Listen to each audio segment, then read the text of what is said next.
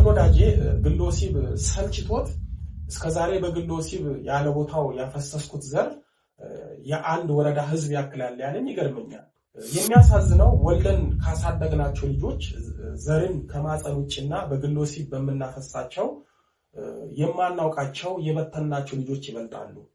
በታምረ ማርያም ላይ አንድ ወጣት ሞኖክሴ ወርዶና ፈቅዶ ሳይሆን በተኛበት ሌሊት በህልመ ሌሊት ተገዶ ዘሩ ፈሰሰ። ከእንቅልፉ ሲነቃ ሰውነቱ ረጥቦ አገኘው።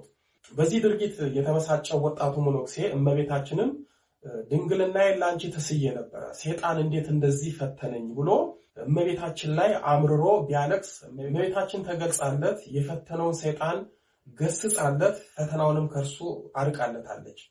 ይህ ወጣት ሞኖክሴ በህልሙ ዘሩ ስለፈሰሰ ተቆጨ። እኛ ግን ወደን ፈቅደን በግል ወሲብ ዘራችን ሲፈስ እኛም በኃጢአት ስንረክስ ምንም አይመስለንም፣ አይቆጨንም። ዛሬም የምንነጋገረው የሚሊዮኖች ችግር ስለሆነ ስለ ግል ወሲብ ነው። ግል ወሲብ በወንዶችና በሴቶች ላይ ወይም ኃጢአተ አውናን የሚለውን ርዕስ አድርገን ችግሩን ከነመፍትሄው እንነጋገራለን። ወዳጆቼ የኛ ትውልድ እግዚአብሔር ያልቀሰፈው የታገሰው ትውልድ ነው። ስንት ኃጢአት ስንሰራ በስንት የነውር ጎዳና ስንመራ ዛሬም እንደ ትላንቱ እግዚአብሔር ታግሶናል። እድሜ ዘመናችንን የጥንተ ጠላታችን የሰይጣን መጫወቻ እንዳንሆን ሀፍረትን ለጊዜው ገፈፍ አድርገን እውነቱን በግልጽ እንማራለን። ምክንያቱም በግል ወሲብ የሚጠቁ ወንዶችም ሴቶችም ችግራቸውን ለሰው ለማማከር ንስሐቸውን ለካለ ለመናገር አንዱ ችግራቸው ሀፍረት ስለሆነ ነው። ስለዚህ ከሀፍረት ተላቀን እውነቱን እንነጋገራለን። የቅዱሳን አምላክ ሚስጥሩን ይግለጽልን። ግል ወሲብ ማለት ተፈጥሯችን ባልሆነ መልኩና መንገድ እርካታን ለማግኘት የምንጠቀምበት የሰይጣን ወጥመድ ነው። ድርጊቱም የራስን አካል በራስ አካል ለምሳሌ በእጅ በቁስ ወዘተ ማርካት ነው። ግል ወሲብ ማለት በተፈጥሮ ከሚታወቀው ማለትም በወንድና በሴት መካከል በሚደረግ በሩካቤ ስጋ የሚገኘውን ደስታ እርካታ ለብቻ በመሆን ለማግኘት ሲባል የሚፈጸም ተግባር ነው። ከ18ኛው መቶ ክፍለ ዘመን ጀምሮ እስካሁን ብዙ አዋቂዎች የሚባሉ ሰዎች በስጋዊም በመንፈሳዊም ስለ ግል ወሲብ ችግር ጉዳት ብዙ ጽሑፎች ጽፈዋል። ግን እስካሁን የሚሊዮኖች ችግር ሆኖ ቀጥሏል። የሀገራችን በአሃዝ ባይታወቅም በውጭው ዓለም በቅርብ የወጡ ጥናታዊ መረጃዎች እንደሚያመለክቱት ወንዶች 95%፣ ሴቶች 89% በዚህ ክፉ ልምድ የተጠመዱ እንደሆኑ እና በህይወት ዘመናቸው አንዴ እንደሚፈጽሙ፣ ወንዶች 40%፣ ሴቶች 22% ግል ወሲብን በሳምንት አንድ ጊዜ እንደሚፈጽሙ፣ ያገቡ ወንዶች 55%፣ ያገቡ ሴቶች 48% ግል ወሲብን እንደሚፈጽሙ፣ ወንዶች 17%፣ ሴቶች 53% ወደዚህ ልምድ የገቡት በድንገት እንደሆነ ጥናቱ ያመለክታል። ወደዚህ ልምድ በድንገት የገቡት የተባሉት ጓደኞቻቸውን በማየት ካለማወቅ የወሲብ ቪዲዮዎችን በመመልከት እንደሆነ ታውቋል። ሆን ብለው ወደዚህ ልምድ የገቡት ደግሞ 27% እንደሆነ በጥናቱ ታውቋል። ሆን ብለው ግል ወሲብን የጀመሩት ደስታን እናገኝበታለን ብለው ነው። በእኛም ሀገር አሃዛዊ ጥናት ቢደረግ ከዚህ ብዙም የሚለይ አይሆንም። ምክንያቱም እነዚህ ተግባሮች እና ልምዶች በዘመን ኢንተርኔት እየባሱ ስለሆነ። በነገራችን ላይ ግል ወሲብን ከግብረ ሰዶምና ከሌዝቢያንነት ለይቶ ማየት አይቻልም። ለዚህ የማቀርበው አመክንዮ አንድ ወንድ ግል ወሲብን ሲፈጽም በራሱ አካል ከራሱ ጋር ነው። ይህ ማለት ግል ወሲብን በእጁ ከራሱ አካል ጋር ከፈጸመ በተዘዋዋሪ ግብረ ሰዶም ነው። አንዲት ሴት ግል ወሲብን ስትፈጽም በራሷ አካል ከራሷ ጋር ነው። ይህ ማለት ግለ ወሲብን በእጇ ከራሷ አካል ጋር ፈጸመች ማለት ነው። ስለዚህ ግለ ወሲብን የፈጸመ ወንድ በተዘዋዋሪ ግብረ ሰዶምን ፈጽሟል ማለት ነው። ግለ ወሲብን የፈጸመች ሴት በተዘዋዋሪ የተመሳሳይ ጾታን ግንኙነት ፈጽማለች ማለት ነው። ግለ ወሲብ በወንዶችም በሴቶችም ላይ ይጸናል። ታዲያ ግለ ወሲብ ወደ ህይወታችን እንዴት ይመጣል ካል በሁለት መንገድ ወደኛ ይመጣል። አንደኛው በርኩሳን መናፍስት እንደ አይነ ጥላና እንደ ዝሙት መንፈስ ባሉ ይመጣል። ሁለተኛው በምናያቸው የወሲብ ፊልሞች፣ ይህም በወሲብ ፊልም የምናየውን ድርጊት በስሜት በመገፋፋት የነደደውን ፍትወት ለማጥፋት በሚደረግ ተግባር የሚመጣ ነው። እንዲሁም በምናነባቸው ስሜት ቀስቃሽ መጻሕፍትና መጽሔት ዘልማድ በምናደርጋቸው ትዕይንቶች እና ድርጊቶች ይመጣል። ግለ ወሲብ ከልጅነት እስከ ወጣትነት ባለ ዕድሜ ውስጥ የሚጠናወት አስከፊ ተግባር ነው። ልዩ ልክፍትም ነው። ምክንያቱም ግለ ወሲብን ወንዶቹም ሴቶቹም ከለመዱት በቀላሉ ለመላቀቅ ይቸገራሉ። ለብዙዎች ግለ ወሲብን ከመተው ሺሻ መተው ይቀላቸዋል። መንፈሳዊ ነን የሚሉትም በዚህ ችግር ክፉኛ ይጠቃሉ። ይህ ድርጊት እግዚአብሔር ቆርጦ ካልጣለልን በስተቀር አንዳንዶቹ በምክር በንስሐ በጸበል መተው ይቸገራሉ። ድርጊቱም እንደ ኮሶ ሲጣባ ግራ የሚያጋባ ህይወት ውስጥ ይከተናል። ሌላ ችግሩ ግለ ወሲብን በእጁ መፈጸም የጀመረ ሰው ምናልባት ትቶት ወደ ትዳር ዓለም ውስጥ ሲገባ ትልቅ ችግር ይገጥመዋል። ራስን በራስ ማወሰብ ለምዶ የተፈጥሮ የሆነው ህጋዊ ሩካቤ ስጋ እምብዛም ሊያስደስተው ይችላል። የዝሙት መንፈስ፣ አይነ ጥላን የመሳሰሉት አጋንንት እግዚአብሔር በሰጠን ሳይሆን ራሳቸው በቀደዱልን የክፋትና የጨለማ መንገድ በመምራት ብሎም ህይወታችንን በማበላሸት ተወዳዳሪ የላቸውም። የነዚህ መንፈስ አንዱ ጠባያቸው አፈንጋጭነታቸው ነው። ይህንን የማፈንገጥ ጠባይ በእኛ ህይወት ውስጥ በማስለጥ ኢሩካቤና ከተፈጥሮ ውጪ የሆነ ማወሰቦችን ያለማምዱናል። አጋንንት ከማህፀን ከህፃንነትና ከጊዜ በኋላ ወደ ህይወታችን በመግባት በራሱ ተንኮል በመቃኘት ከተፈጥሮ ያፈነገጠ ህይወትን እንዲኖረን ያደርገናል። በዚህ ጠባዩ የሱን መርገም በእኛ ህይወት በመድገም የእርግማን ትውልድ ያደርገናል። በግለ ወሲብ ዙሪያ ከሁሉም የሚከፋው በመናፍስቱ የሚመጣ ግለ ወሲብ ነው። ምክንያቱም ብንተውም መልሶ በማገርሸት ይጠምደናልና። በሰው ልጅ ህይወት ጥንታዊ ኃጢአት ከሆነው አንዱ ግለ ወሲብ ነው። ግለ ወሲብ በሰው ልጆች ዘንድ መቼ እንደተጀመረ ጥንታዊ የታሪክ ዳራውን ስናይ ቀደምት ጀማሪዎቹ ሮማዎች ናቸው። ዘመኑም ከክርስቶስ ልደት በፊት በ4000 ዓመተ ዓለም ገደማ ነው። ግለ ወሲብ በሮማ ኢምፓየር በዓለም ላይ እጅጉን እንደተስፋፋ የታሪክ መዛግብት ይናገራል።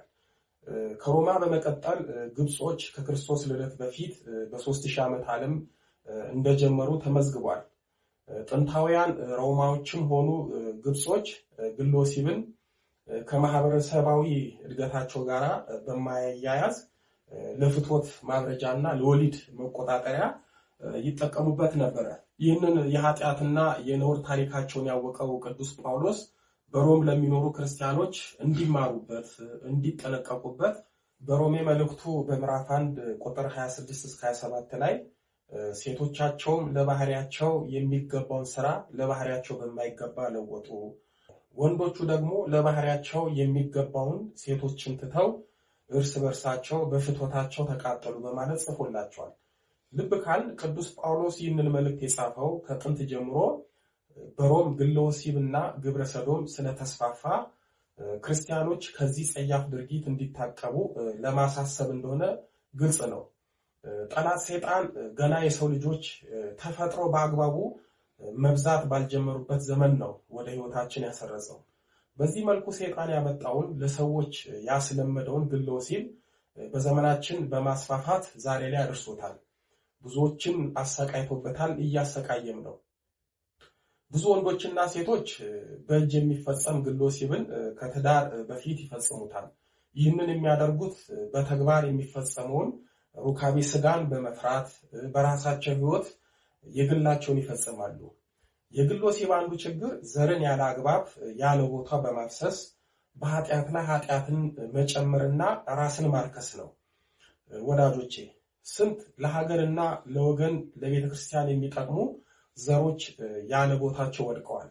ሴቶች ድንግልናቸውን ከመጠበቅና ደፍረውም ተፈጥሯዊ ሩካቤን ለመፈጸም ከመፍራት አንጻር ግለ ወሲብን ማታ ወይም ጧት በአልጋቸው፣ በስራ ቦታቸው፣ በመዝናኛ ቦታ፣ በሲኒማ ቤቶች፣ በሽንት ቤት፣ በመታጠቢያ ቦታ ወዘተ ይፈጽማሉ።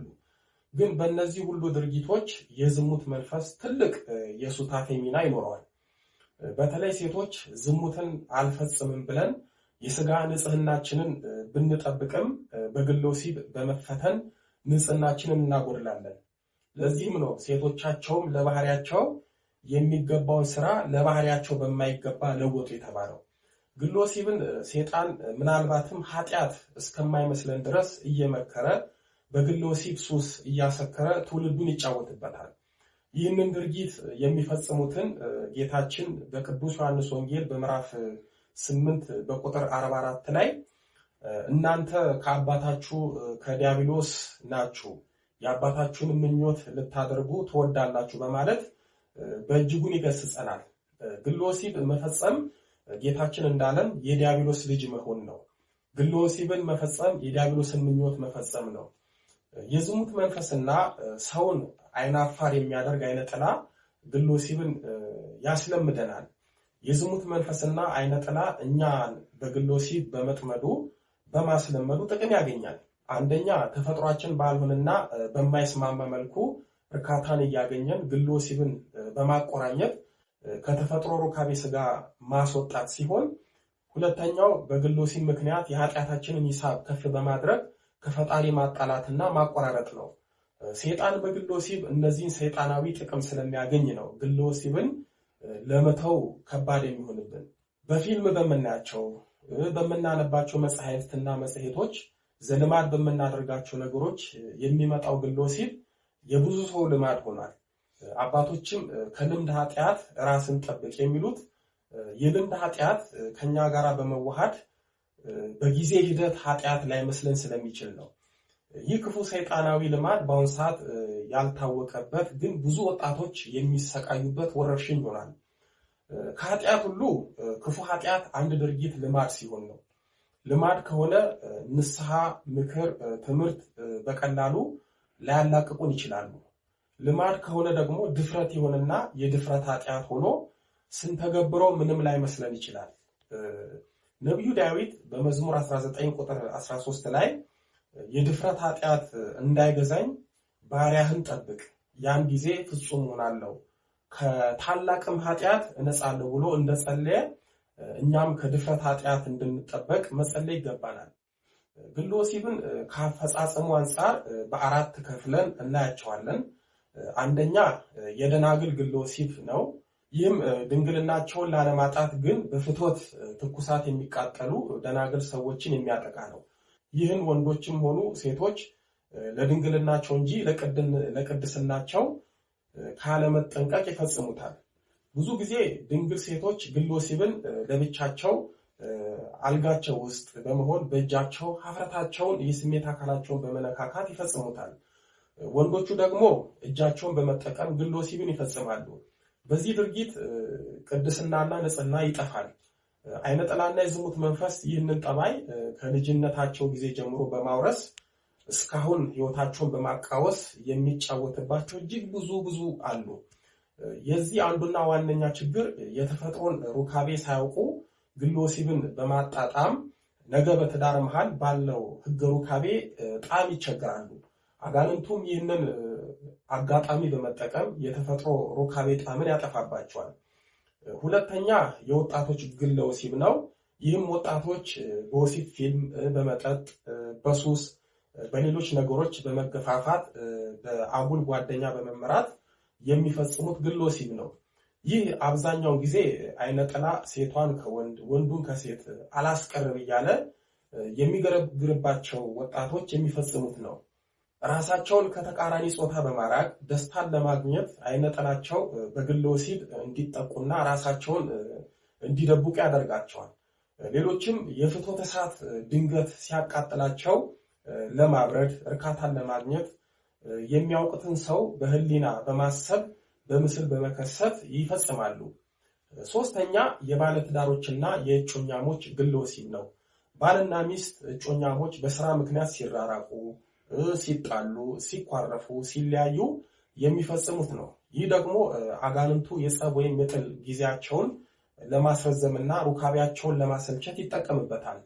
አንዳንዴም ባለትዳሮች ከትዳራቸው ውጭ ያለን ሰው በህሊና በምናብ በማሰብ ይፈጽሙታል። ይህ ድርጊት ደግሞ ከእውነተኛው ዝሙት ልዩነት የለውም። አንዳንዴም ባለትዳሮች እዛው በተኙበት አልጋ ላይ ከሁለት አንዳቸው በራሳቸው መንገድ ግለ ወሲብን ይፈጽማሉ።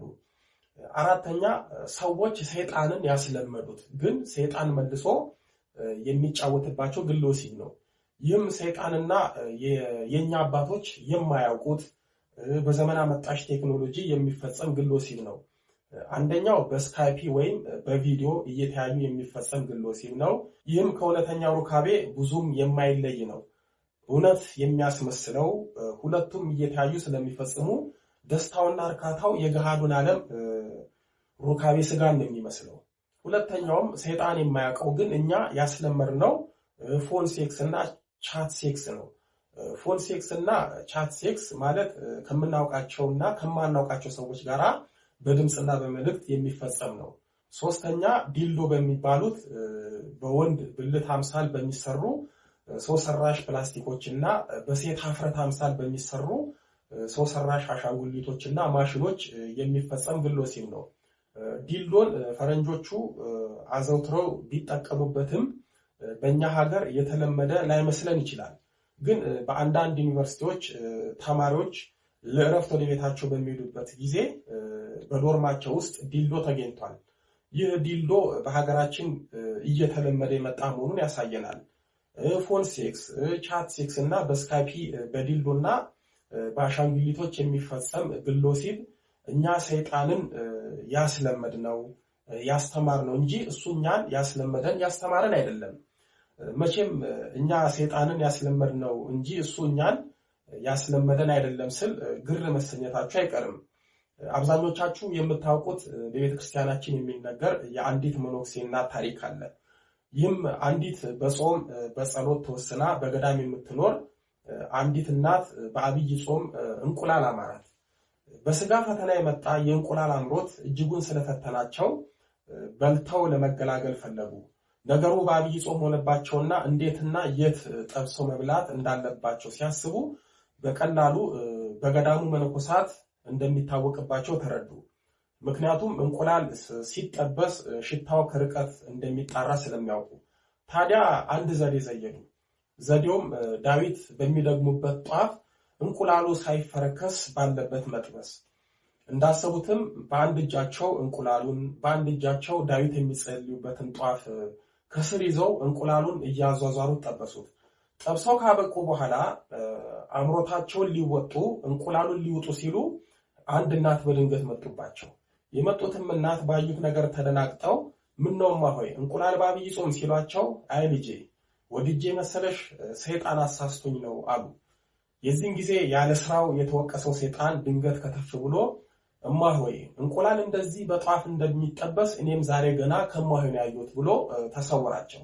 ሰው ከሰይጣን የተማረው የወረሰው አለ፣ ሰይጣንም ከክፉ ሰዎች የተማረው አለ።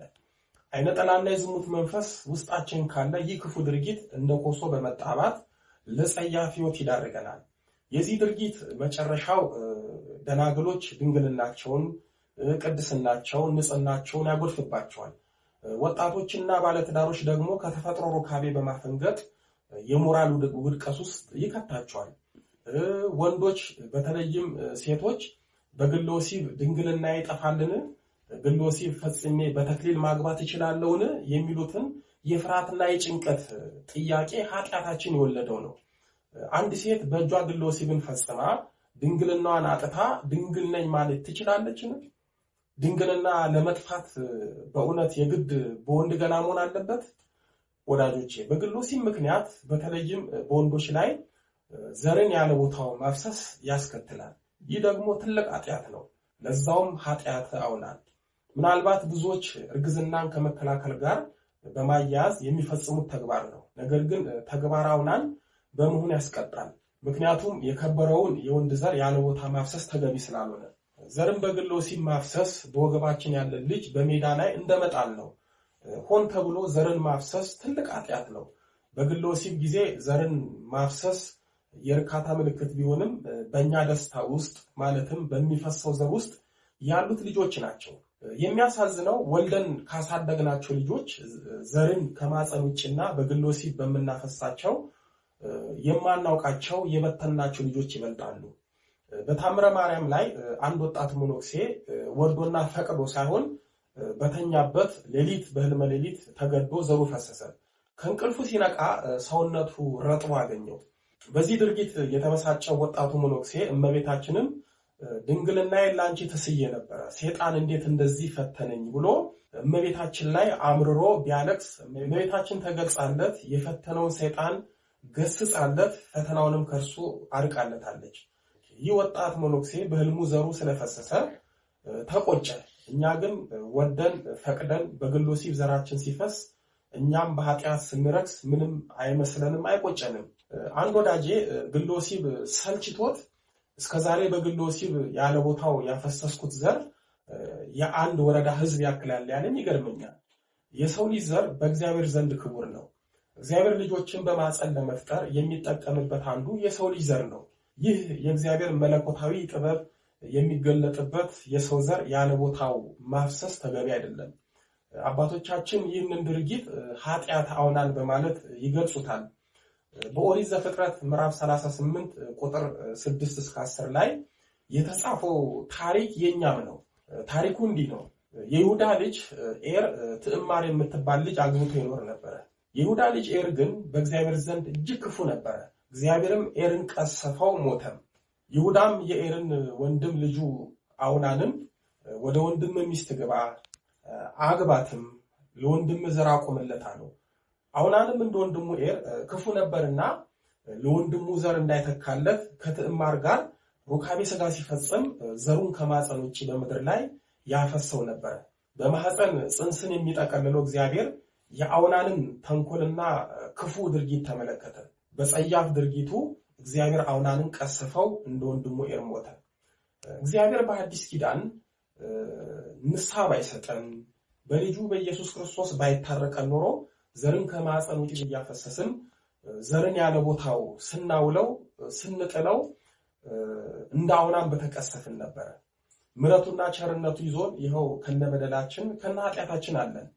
በዓለማችን ላይ በሕይወት ካሉት የሰው ልጆች ይልቅ የመፈጠር ዕድል እያላቸው ግን ባልባሌ ቦታ በሚፈስ ዘር ልጆች የመሆናቸው ዕድል የተጨናገፉ ይበልጣሉ።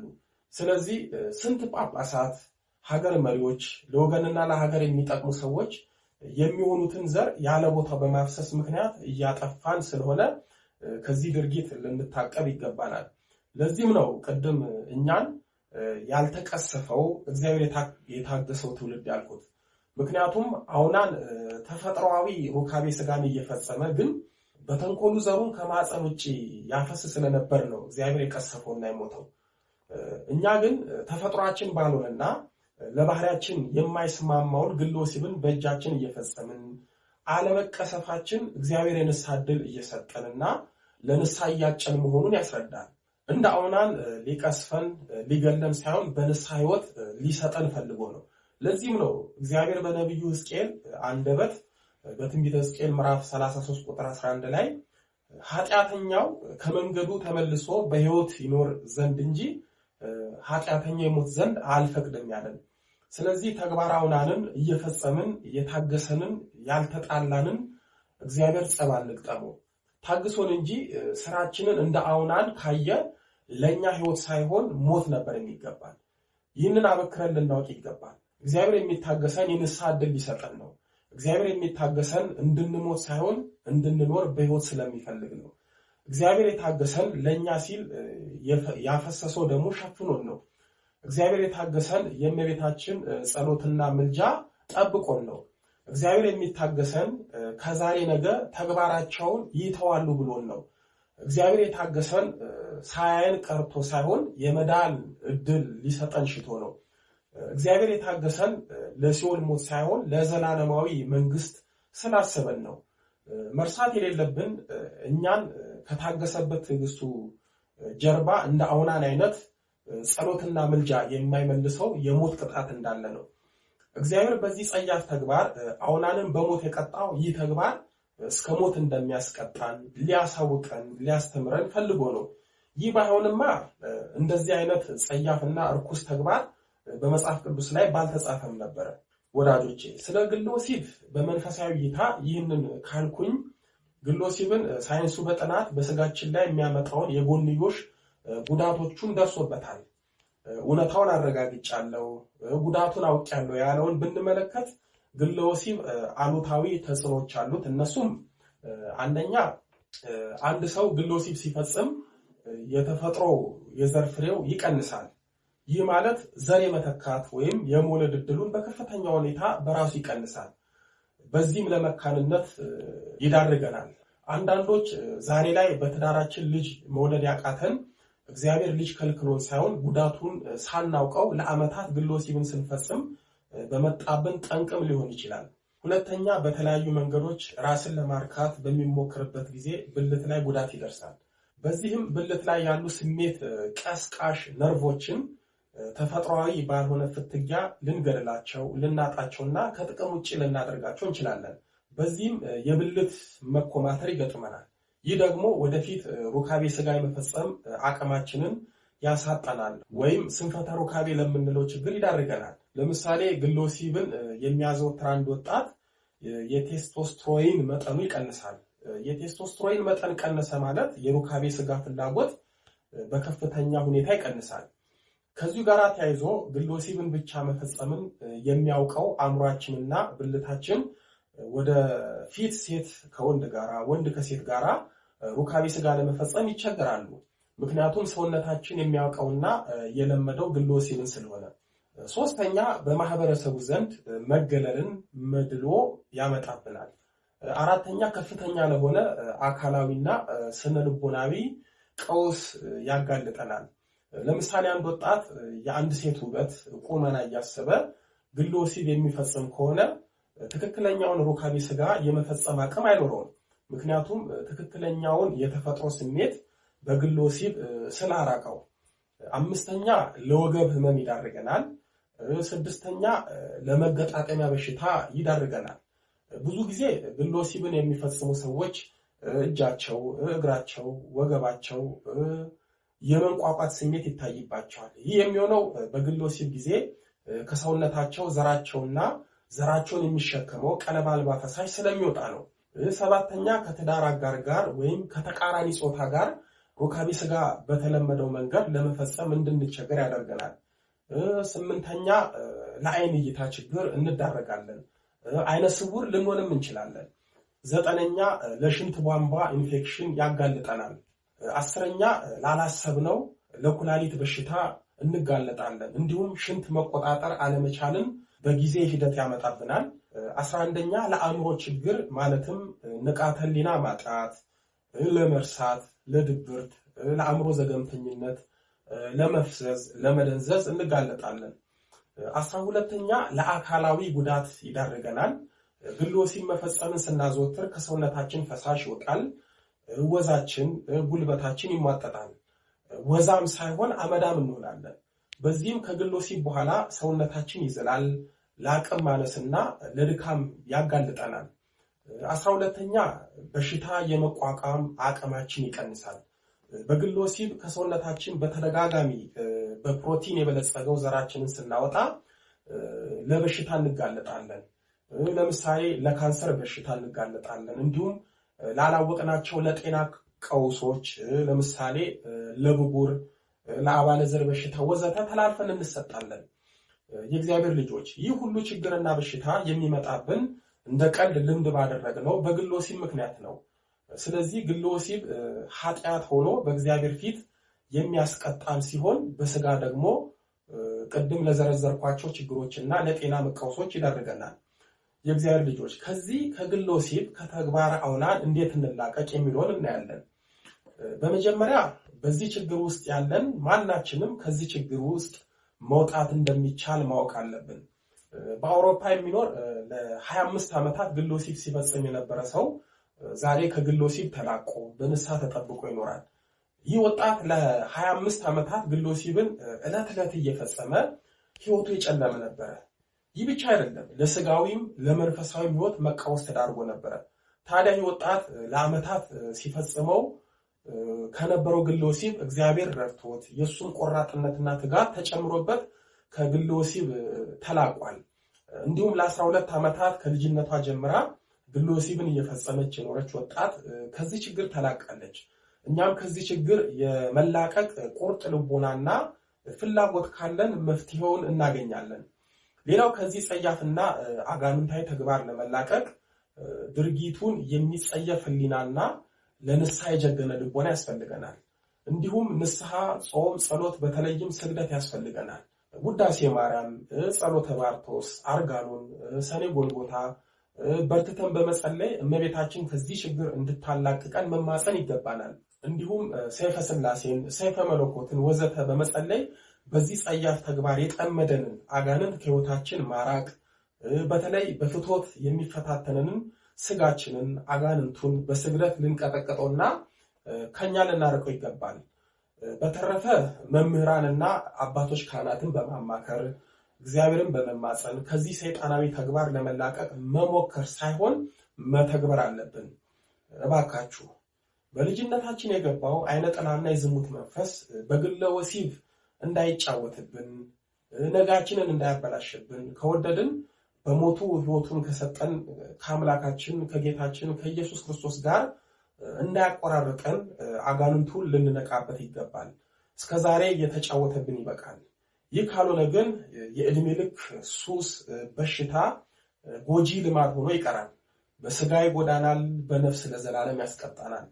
በመጨረሻም ቅዱስ ጳውሎስ በሮሜ መልእክቱ በምዕራፍ 6 ቁጥር 19 እስከ 20 ላይ ስለ ስጋችሁ ድካም እንደ ሰው ልማድ እላለሁ፣ ብልቶቻችሁ አመፃን ሊያደርጉ ለርኩሰትና ለአመፃ ባሪያዎች አድርጋችሁ እንዳቀረባችሁ እንዲሁ ብልቶቻችሁ ሊቀደሱ ለጽድቅ ባሪያዎች አድርጋችሁ አቅርቡ ብሎናል። የሰውነታችንን ክፍሎች ለአመፃ ካቀረብን የሰይጣን የኃጢአት ባሪያዎች ሆነናል ማለት ነው። ወዳጆቼ ግለ ወሲብን ስንፈጽም ልቦናችን፣ ህሊናችን በስጋ ፍላጎት ላይ ያርፋል። የፍትወተ ስጋ ምስል በልባችን ውስጥ ይቀረጻል። ያ ምስል በጸሎት ጊዜ በቅዳሴ ጊዜ እየተከሰተ ይረብሸናል። አሁንም ቅዱስ ጳውሎስ በገላትያ መልእክቱ በምዕራፍ 5 ቁጥር 16 ላይ የስጋንም ምኞት ከቶ አትፈጽሙ ስላለ የስጋ ምኞትና ክፉ ስሜት የሆነውን ግለ ወሲብ መፈጸም ልናቆም ይገባናል።